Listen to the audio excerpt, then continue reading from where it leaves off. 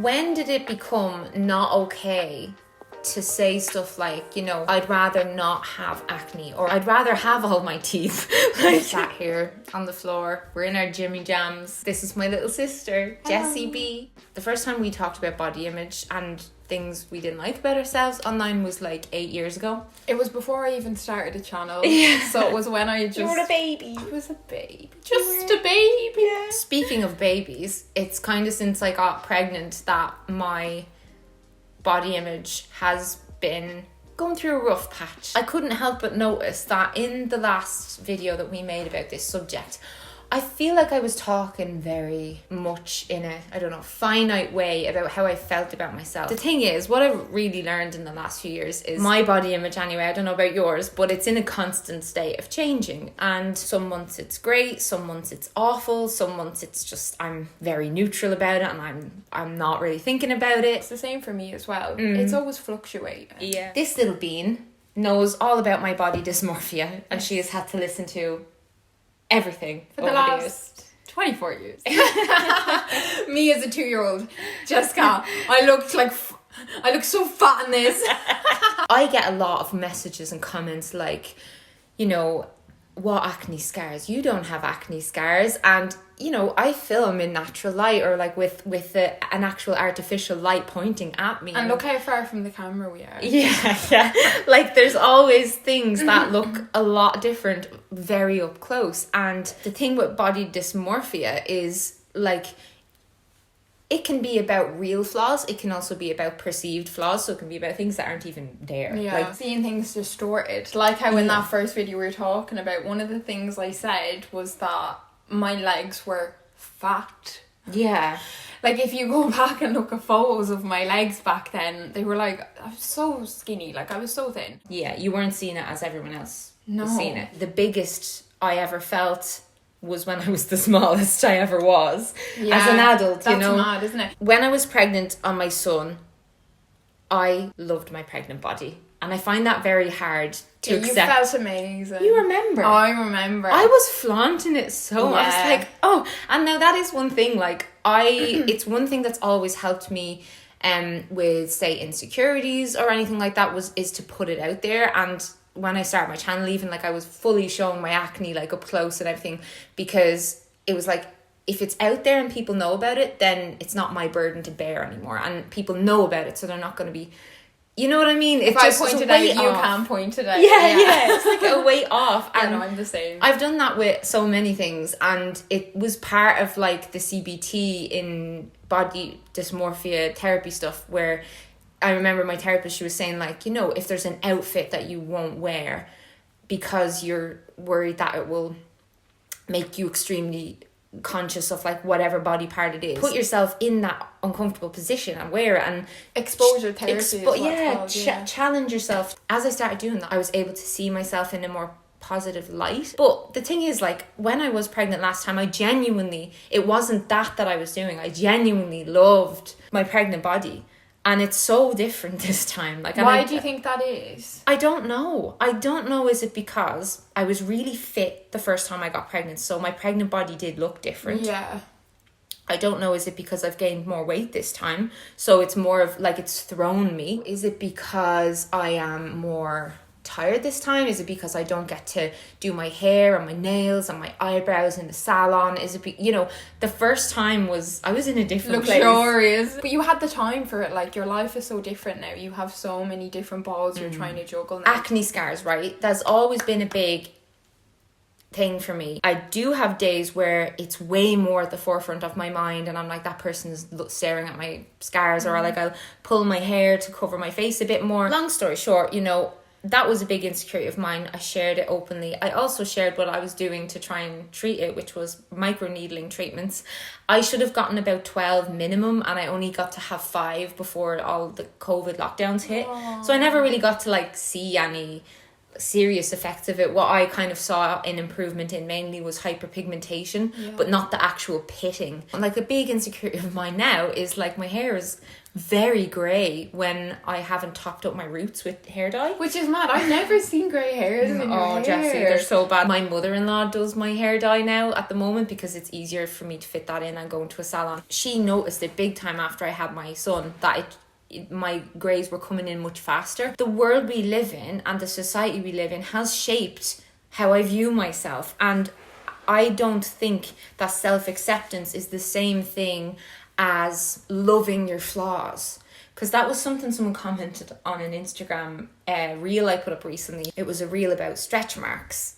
So I've developed a couple stretch marks so far in this 3rd trimester, and I made a reel about talking about that because in my first pregnancy I was like moisturizing like mad. I was constantly like 3 times a day like oiling up my belly and all that, and I think maybe I got a bit cocky and I just assumed, oh sure, I didn't get them last time. It's not in my genes. It's already stretched. No, I actually knew it was in my genes because sure, me and you both have stretch marks everywhere. But is that not like when you go for obviously when you're growing? Yeah, that's normal, but it's a bit different. But when I gained a lot of weight when I was 19, I got a lot of stretch marks. Yeah, and I've got a lot on the insides of my legs. I've got the white ones, you know, here, on my side, the inside my legs, back of my legs, they're everywhere. Like, so I know that I'm capable of living with them and dealing with them and stuff, but if I could get rid of all them, I'm not gonna lie and say I wouldn't. Like, I would. The reason I was oiling my belly so much in my first pregnancy is because I didn't want to develop hundreds of stretch marks, because I just knew that it would be more like mental energy and effort to accept them and to get used to a new body. Like, I was hoping that, you know, my body wouldn't change too dramatically, and it didn't. There was a comment from someone saying, you know, like, oh, I hate this whole thing of like, oh, I love my stretch marks. I've never said I love my stretch marks. Like, I love that, you know, looking at them may remind me of having my child. It's a different thing. It's like, you know, I have a missing tooth and I got a denture. Like, I know my tooth is gone. I accept that my tooth is gone. I'm not a worse person for having a lost tooth or a missing tooth here. But I also don't want to have to every day feel that feeling of like, because I know people would judge me. Yeah. You know what I mean? Yeah, like it's the same with my acne, you know. I've had no choice but to accept it because it's there. I've had it for years. But like, as I was saying to you, especially like I had it from a teenager up until my early 20s, and then the last 2 years previous to this one I cleared it up, so I had clear skin, and then this year it started breaking out again, which was really hard to accept again because I thought I was going to pass that phase. But you know, I'm not sitting there going, I love my acne. I've accepted it because you have no choice to. But I feel like there's such a fine there's a real fine line between acceptance and then self-love per se, if you want to go into that. You can love yourself. It doesn't mean you have to be obsessed with every little detail on your body with stretch marks. Like, when you're getting them, your skin gets so itchy and tight. As I was getting the couple that I have, like, oh, I just wanted to tear my skin off, you know. It's like that last, like, I've got a bit of eczema in certain places in my body, and I forgot my cream. I'm up at Melanie's at the minute.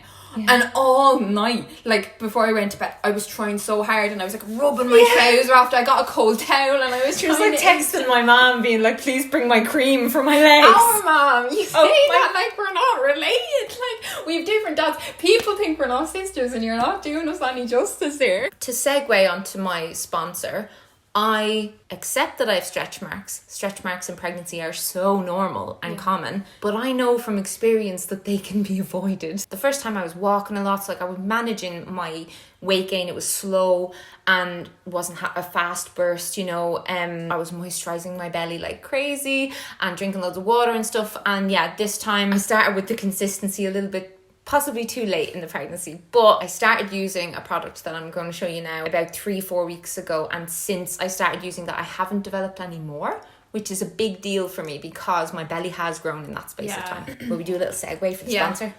Woo! Oh wait, we're on this side. Don't know if we did that transition right.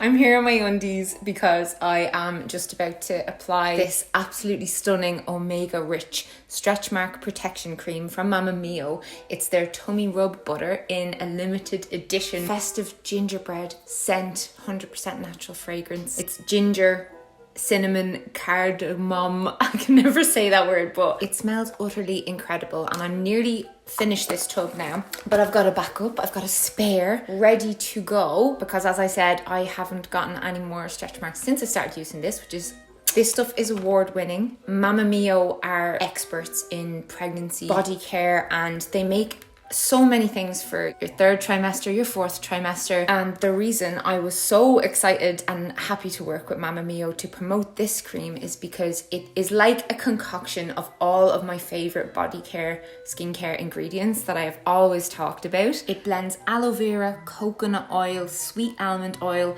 avocado oil, argan oil, shea butter, vitamin E, literally all things that I have talked about, promoted over the years. I am slathering myself with this. I'm mostly focusing it on the bottom of my stomach because I think that's where most of the stretching is going on. So I feel like that's potentially where I could develop more if I don't give my skin a bit of a helping hand. And aside from being clinically proven via independent consumer trial, very important that, to soothe and nourish itchy, stretching skin. It increases your skin's elasticity and moisture, absorbs very quickly so you don't have the sticky pajama situation going on.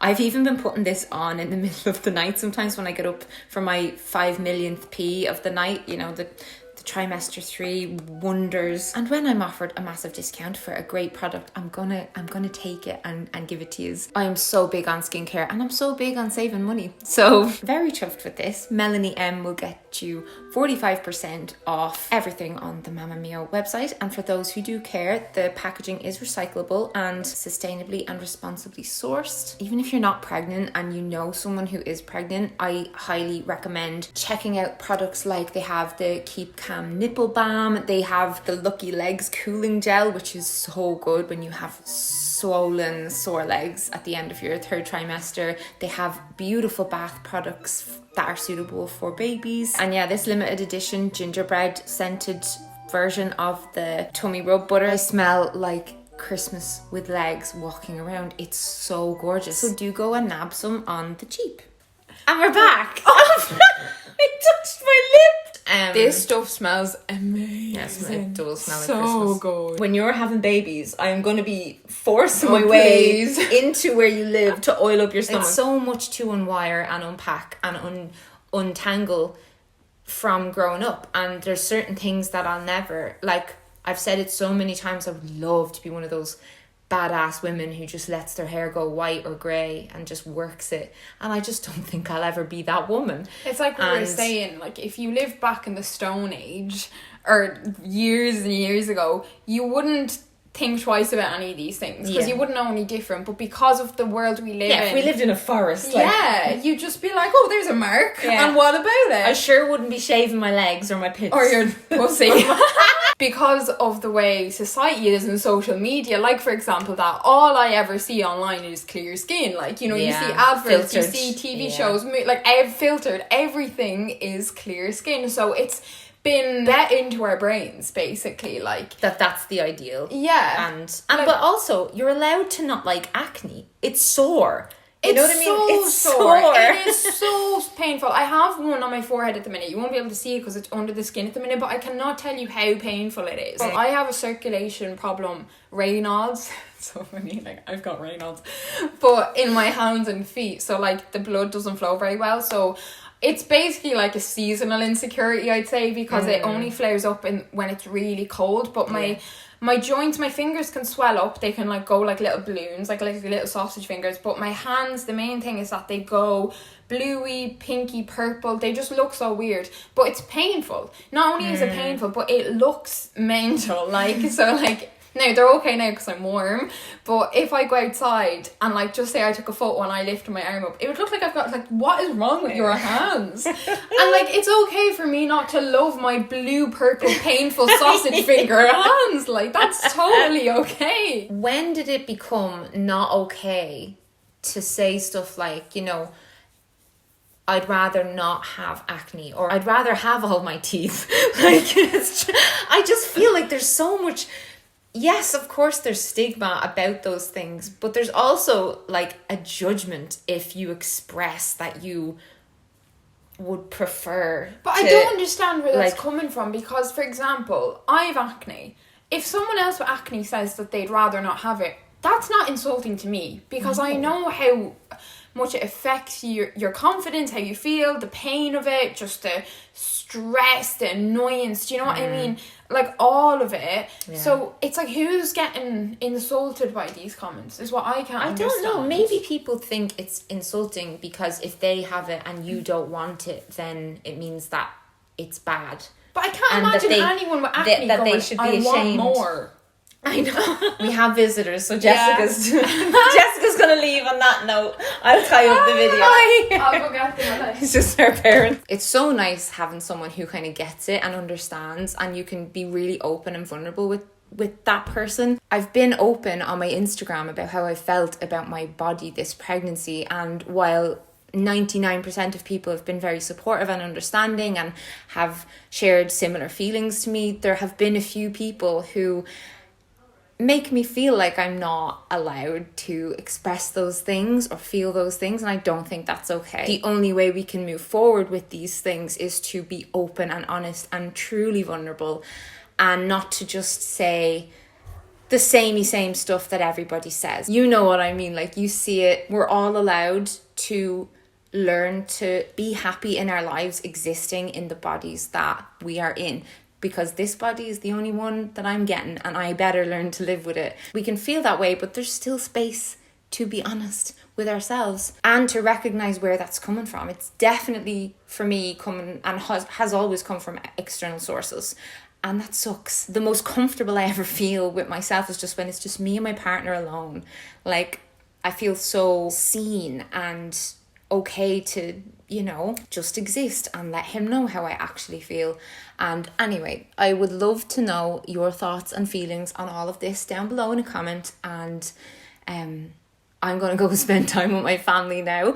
But thank you so much for watching. Mwah. I'll see you again in another video very soon. Subscribe if you're new, and subscribe to Jessie B. I'll link her channel down below. Do check out Mama Mio if you're expecting, if you know someone who is expecting. Brilliant present idea for Christmas, by the way.